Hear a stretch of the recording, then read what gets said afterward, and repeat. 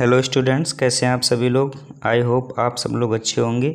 आज हम लोग क्लास 7 की इंग्लिश रीडर बुक पढ़ेंगे, लेसन 16 यानी कि पार्ट 17, और ये आखिरी लेसन है क्लास 7 का। आज हम लोग इसको भी फिनिश करेंगे, आराम से समझेंगे, एक एक लाइन समझेंगे और आप लोग ध्यान से देखिएगा। लेसन 16 तक मैंने कंप्लीट कर दिया है, तो आप लोग प्लेलिस्ट पे जा कर के आप वीडियो देख सकते हैं। हमारे चैनल पे 1 पार्ट से 16 पार्ट तक वीडियो कंप्लीट पड़े हुए हैं। ये 17वां लेसन आज हम डाल रहे हैं इसमें, तो आप लोग सारे लेक्चर आराम से देखिएगा, समझिएगा। तो चलिए शुरू करते हैं लेसन को। लेसन का नाम है आई लव नेचर, यानी कि मैं प्रकृति से प्रेम करता हूँ। नेचर का मतलब होता है प्रकृति, यानी कि कवि इसमें प्रकृति के प्रति प्रेम को दर्शाता है। हम देखेंगे कि कवि की भावनाएं इसमें क्या हैं, प्रकृति के विषय में कवि ने क्या कहा है। तो चलिए समझते हैं इसको। आई love the sound of birds. I love the sounds of bird. मुझे पक्षियों की आवाज़ प्रिय है।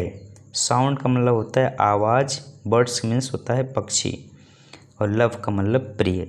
मुझे पंछियों की आवाज़ प्रिय है। So early in the morn का मतलब होता है भोर या सुबह, अतः भोर के समय। So early in the morning, अतः भोर के समय।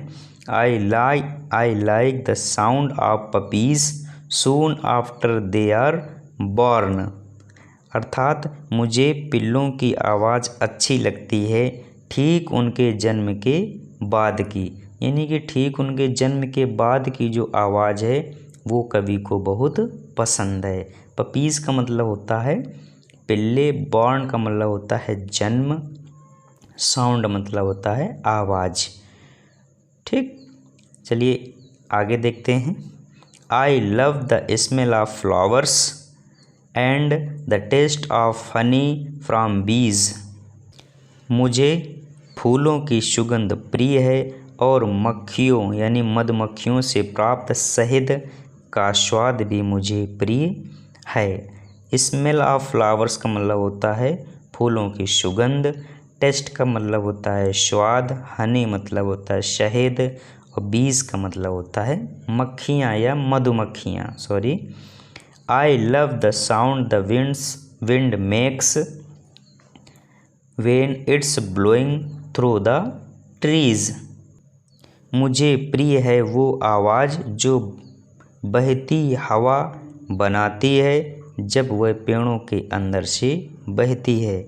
मुझे प्रिय है वो आवाज़ जो बहती हवा बनाती हैं जब वह पेड़ों के अंदर से बहती हैं। आई होप यहाँ तक समझ में आया होगा आप लोगों को। आई love the way the sky looks.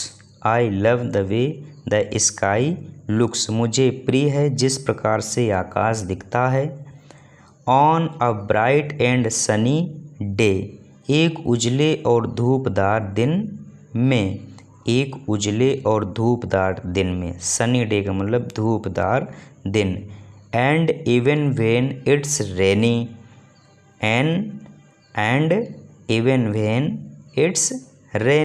और जब बरसातें भी होती हैं। रेनी का मतलब होता है बरसातें।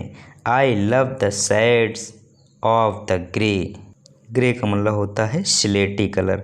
मुझे स्लेटी के विभिन्न रंग प्रिय हैं। I love the smell of the ocean. मुझे महासागर की सुगंध प्रिय है। The sound of waves upon the stand. रेत पर लहरों की आवाज़। रेत पर लहरों की आवाज़।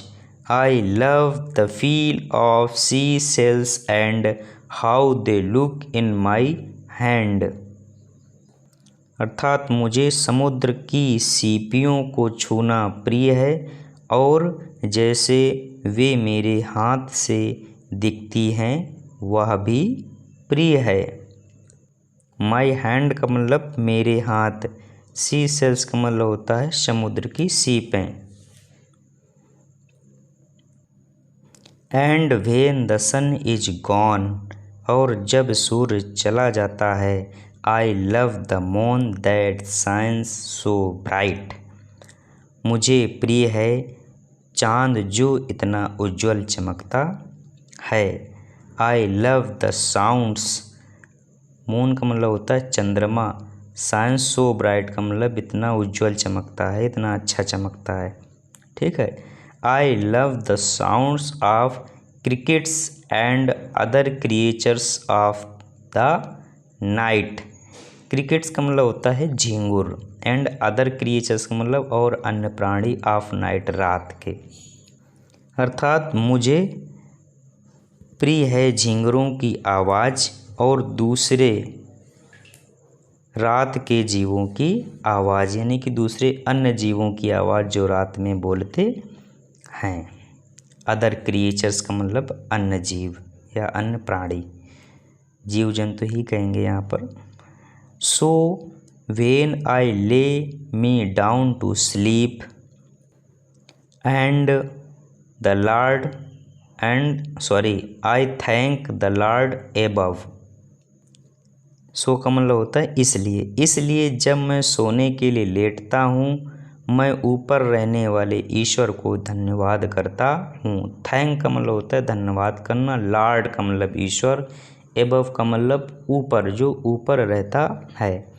अर्थात इसलिए जब मैं सोने के लिए लेटता हूँ मैं ऊपर रहने वाले ईश्वर को धन्यवाद करता हूँ।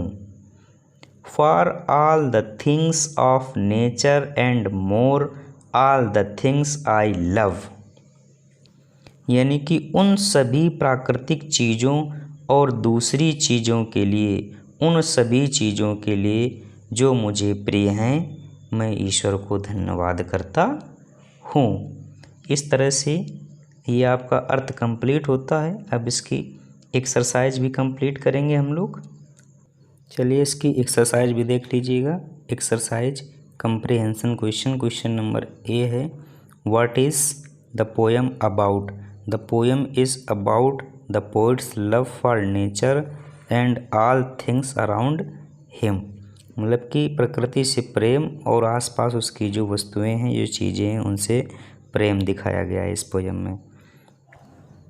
क्वेश्चन नंबर बी, यानी कि बी नंबर देखिएगा, how does the poet express his love for nature in the first stanza? देखिए answer, 1 minute. The poet says that he loves the sounds produced by birds and the sounds made by puppies early in the morning just after they are born. Question number C देखिएगा, which shade does the poet love during rain?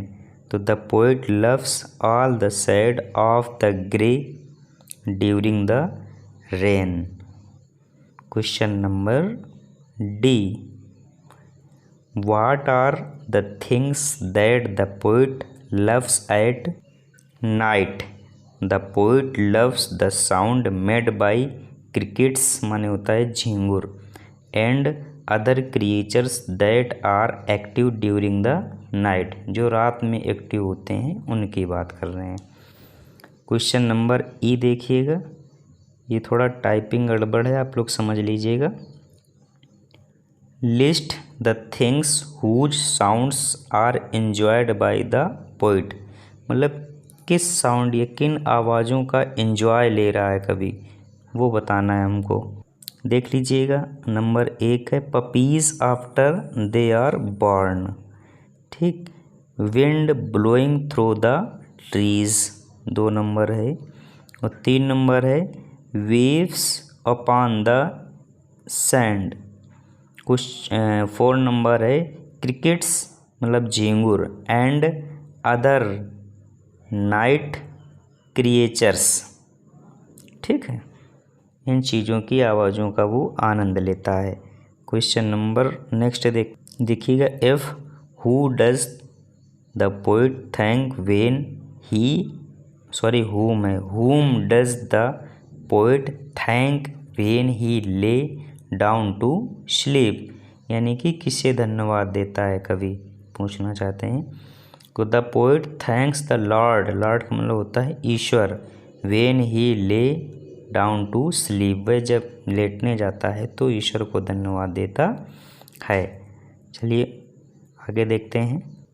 थोड़ा typing गड़बड़ है, आप लोग समझिएगा इसको। Read the poem carefully and match the scenes in column A with the connecting functions और activity in column B. देखिएगा, साइट, साइट को मिलाया गया है beauty of bright and sunny day. Smell, smell को मिलाया गया है fragrance of flowers. Taste, taste को मिलाया गया आपका sweetness of honey, sweetness of Honey.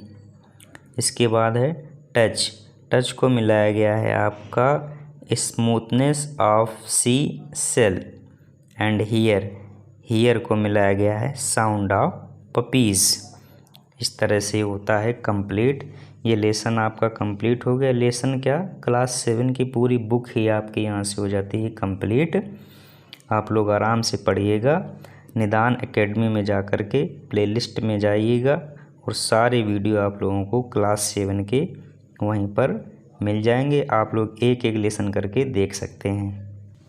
किस में जाना है, निदान एकेडमी बाय SK सर, वहाँ पर इस तरह का लोगो मिलेगा। आप लोग जाइएगा, विजिट कीजिएगा, प्लेलिस्ट पे जा कर के क्लास 7 की बुक पढ़िएगा आराम से। हमारे चैनल को लाइक कीजिएगा, सब्सक्राइब कीजिएगा, अपने दोस्तों के साथ शेयर भी कीजिएगा। सब्सक्राइब करते समय बेल आइकन ज़रूर प्रेस कीजिएगा ताकि जो भी वीडियो डालें तो आप तक नोटिफिकेशन पहुंच जाए और आप वीडियो को आसानी से देख सकें। आप लोग जुड़े रहिएगा इस चैनल से। अभी इसमें ग्रामर भी हम लोग शुरू करने वाले हैं कुछ ही दिनों में। बहुत ही आसान भाषा में ग्रामर पढ़ेंगे, आप लोगों को सब समझ में आएगा, एक एक चीज़ समझ में आएगी। जो गांव का बच्चा हिंदी नहीं जानता होगा वो भी इंग्लिश को समझेगा। तो आई होप आप लोग जुड़े रहेंगे और हमारे चैनल को अपने दोस्तों के साथ शेयर भी करेंगे। Thank you.